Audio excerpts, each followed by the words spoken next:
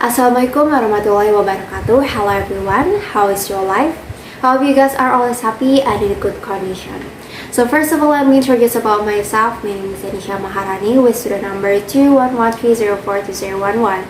So today's video actually going to be pretty interesting, I guess, because in this video I'm going to be talking and sharing about my opinion about one of the controversial incidents or news that currently happen in Indonesia. That is about the University Gajah Mada students who are suspected commit suicide by jumping from the 11th floor of a hotel in Yogyakarta. I'm sorry.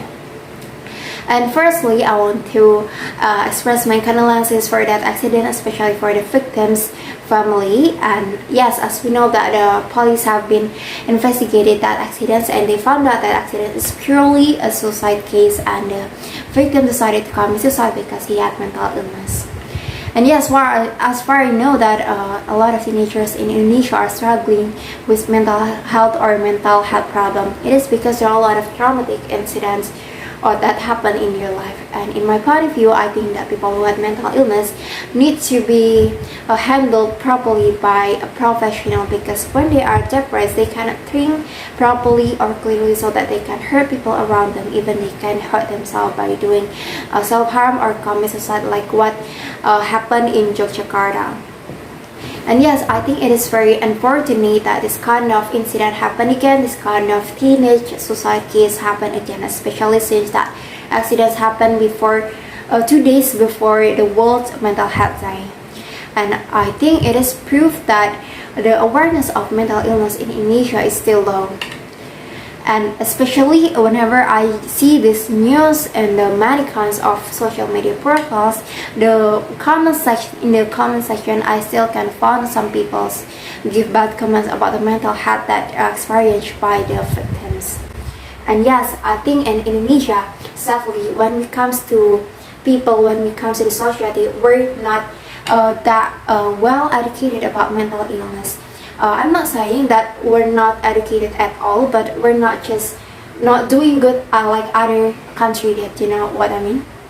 And then, in my point of view, Indonesia is one of religious country.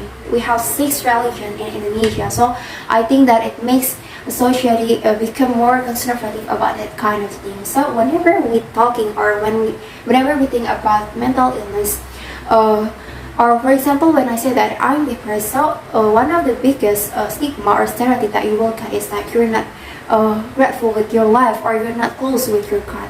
I think it is ironic because, you know, it makes people who have mental illness afraid to come out. They are afraid to asking for help when they are depressed, and because they are afraid that people will invalidate them. And in my point of view, that mental illness doesn't look at your age, your race, your religion, or your financial status. It can happen to everyone, guys. So if you still think that rich people cannot get a mental illness, you are wrong. Just change your mind, because mental illness is same like other physical illness that need to be cured by the professionals, and can happen to everyone.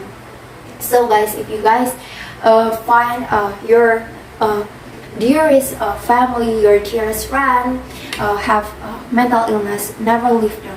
Just accompany them, and you can give a good advice. But if you cannot give a good advice, just be a good listener for them. Yes, I think that's all about my opinion about this case. Thank you so much for watching this video. Wassalamualaikum warahmatullahi wabarakatuh.